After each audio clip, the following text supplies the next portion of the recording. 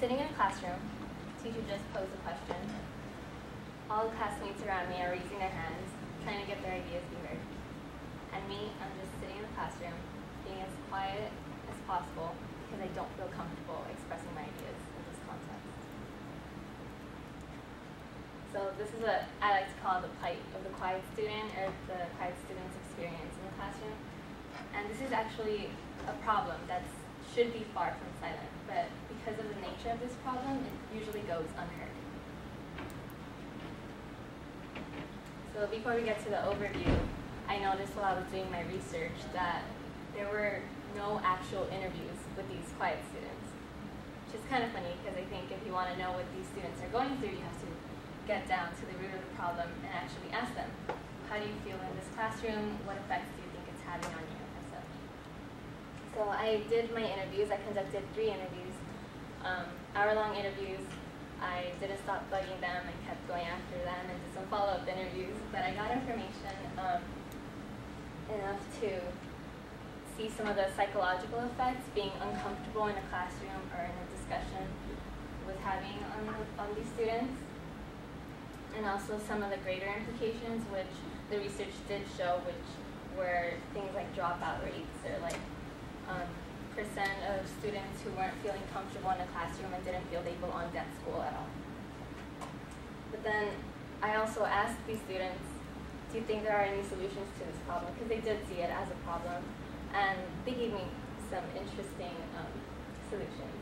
So the first one, psychological effects, had mostly to do with how these students compared themselves to the students around them, who were often very vocal in participation, and then the effects it had on their self-esteem and how that affected their academic ability. So some of the quotes included, sometimes when I'm in sections, I get anxious as the time passes and I have said little or nothing out loud. Some of them found it highly intimidating to speak in front of others in an academic setting. And I even got this answer, they just aren't scared to do it, to speak out loud. I am. So if we go ahead and highlight some of these things, anxious, highly intimidating, scared, these aren't typically emotions we want our students to feel when they're in a classroom. And this really detracts from their success in the classroom if they're thinking about, oh, I haven't talked twice in this section, I'm gonna get a bad grade, or really just the pressure that really limits their achievement. And so this has greater implications. And I wanted to make the link between these small classroom interactions and then what we see in the research with dropout rates and the statistics and such. So one link I have to make first is the one with first-generation college students. So first-generation college students are often the ones that are quiet in the classroom. Quiet students are often first-generation college students. There's a lot of overlap, not exactly the same thing, but there's enough overlap for us to make a conclusion based on this. And then, so if you take a look at these stats, 89% of first-generation college students will leave college without a degree.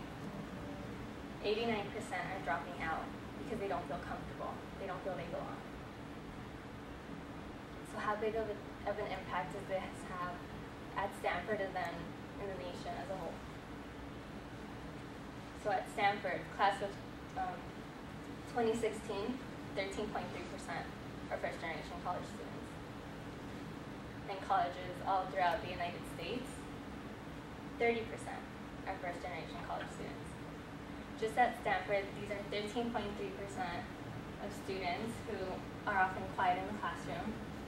But then, as a whole, 30% are being ignored because these problems about being uncomfortable are just not being addressed. This is a really scary problem, but there are some ways to implement some solutions. And to do this, I went straight to my interviewees and I asked them, what can we do about this? Do you think there's a solution? And some of them even encountered that in some classes they did see some solutions.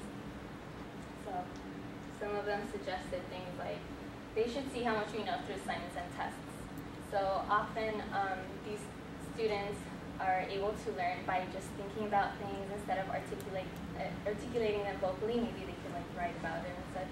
So they do better on these assignments and tests.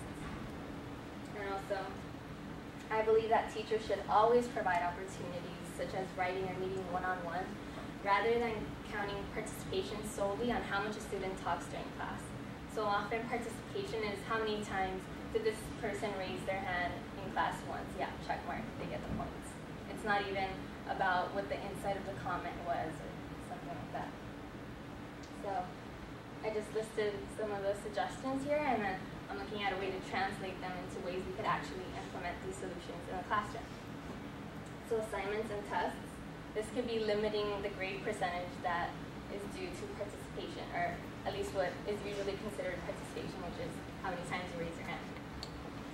Also, writing can be seen as reflections.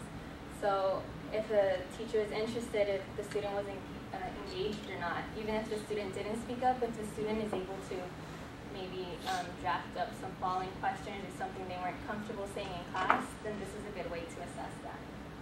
And then one-on-one, it's office hours.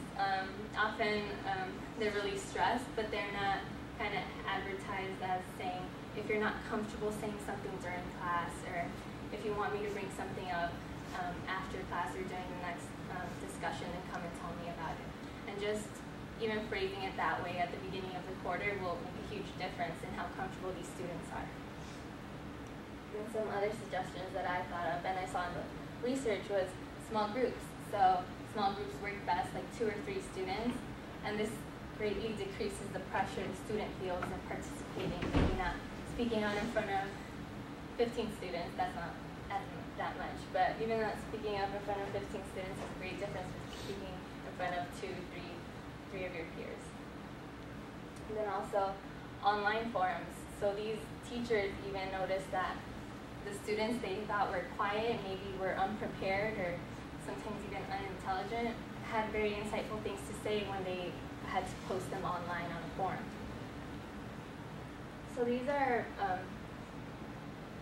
some solutions we could implement at Stanford specifically. And especially when Stanford says it's a place for diversity, if a good portion of its population is being unaddressed or being ignored or being just silenced, that's not diversity. And if we continue to have these dropout rates, that's still a problem. So looking back at the overview, we looked at, through the interviews, I was able to see some of the effects, some of the emotional effects that came with being in a classroom you're uncomfortable with, then relate this to the statistics we see. And then thinking about what are some solutions we could implement. And hopefully we can't remain oblivious to these struggles anymore. And hopefully we can take away the importance and urgency for making these quiet voices as loud as possible. Thank you, Maggie.